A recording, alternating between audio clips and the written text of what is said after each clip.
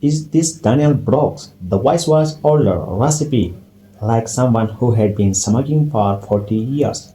Daniel stepped away from the kitchen noise and pressed the phone tighter to his ear. Yes, who is this? A small pause. My name does not matter, the man said.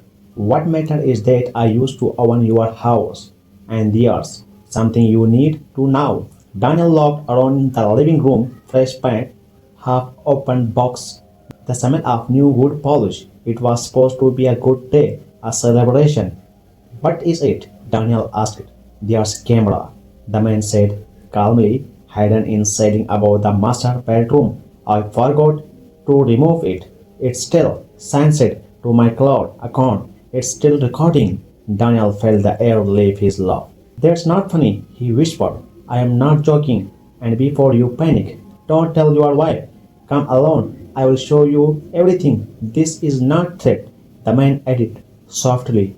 It's warning. The line went dead. From the kitchen, Claire loved bright warm shape.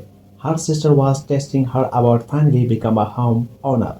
Glasses clinked. Someone turned into the music louder.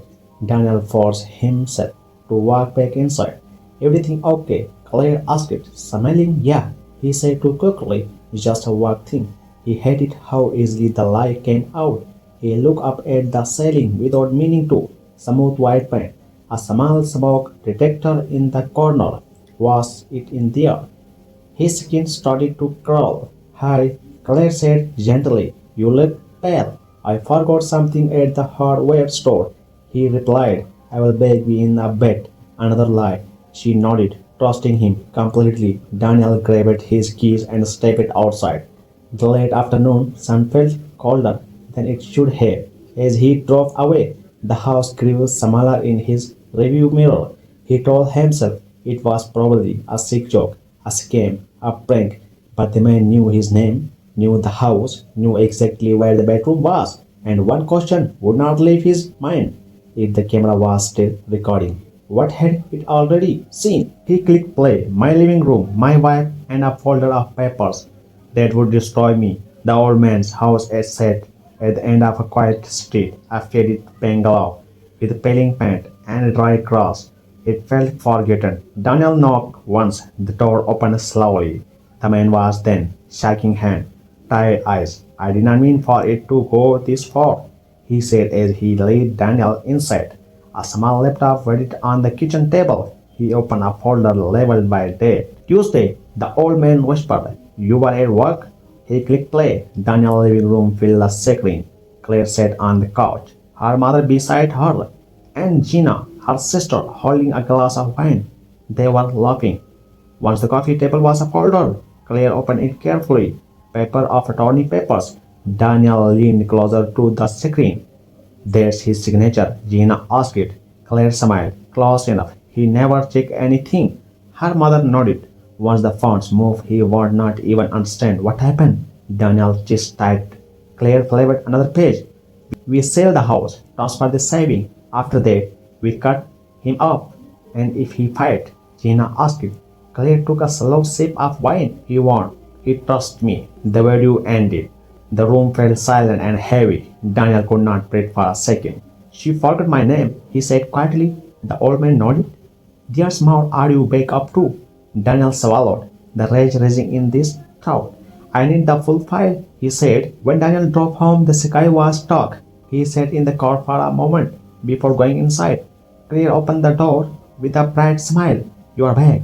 Everything okay? Yeah, he said calmly. All good. He kissed her forehead. He performed normally perfectly. That night, after she slept, Daniel worked. He upgraded the router, backed up the cloud feed, planted small microphones behind the bookshelf and under the kitchen island. If they wanted to watch him, now he would watch them. 2 days later, the audio came through clearly. Claire's voice called. Once the phones moved, he useless. Her mother laughed softly. Make sure it's done before Friday. Friday, it was scheduled. Daniel opened his laptop and made a separate sheet. Lawyer, asset, accounts, deed, timeline. He was not the victim anymore. The next morning, he sat in the coffee of Harlow Meadows, a quiet attorney known for being discreet. I need to revoke Power of attorney immediately, Daniel said, freeze all joint accounts and transfer house deed into a protected trust. Harlow did not ask my question. By the end of the day, everything was locked out down. That evening, Daniel came home smiling. I got good news, he said at dinner. I am getting a raise. Clear eyes lit up. Really? Yeah, he said. Big one. He reached into his pocket and placed a small velvet box on the table. Inside was silver bracelet. For you, he said softly. Claire looked stunned. Her mother and Gina exchanged quiet glances. They believed he was blind. They believed Friday would destroy him. Claire leaned across the table and kissed him. We should celebrate, she said sweetly. Daniel smiled back. Friday night, he replied calmly. I will have something special for you then. They thought Tuesday was victory. They had no idea. It was already over. Tuesday morning came quiet. Daniel wore a plain grey shirt. Simple, calm. Claire wore red, bright, confident, like she had already won. She kissed his cheek before he left for work. Big week, she said, with a smile. He looked at her for a long second. Yeah, he replied. It is at exactly 10:14 a.m. The doorbell rang. Claire opened it. Standing there was a Harlow Maddox. Beside him stood a court officer holding a folder. Claire Brooks, Harlow asked calmly. Her smile faded. You have been served. The papers were clear. Case and desist. Forgery investigation. Fraud charge pending. Immediate revocation of power of attorney.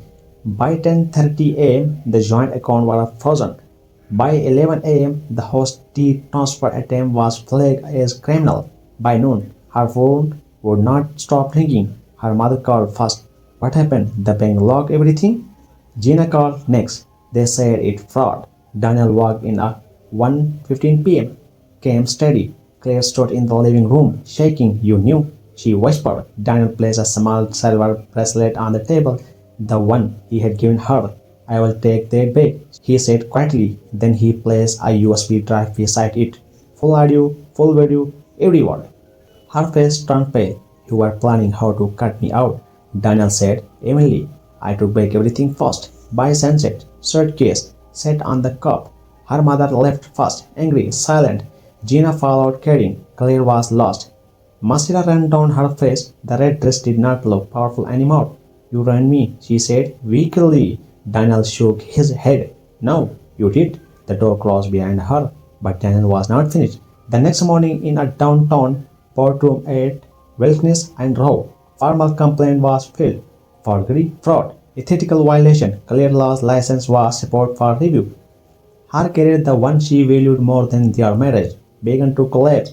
Within weeks, that evening, Daniel sat alone on porch, cold air, quiet street, a glass of bourbon in his hand. The house was still his name was still on everything, and for the first time in days, his chest felt light. They thought laugh mean he would never fight back. He looked out into the dark and took a slow breath.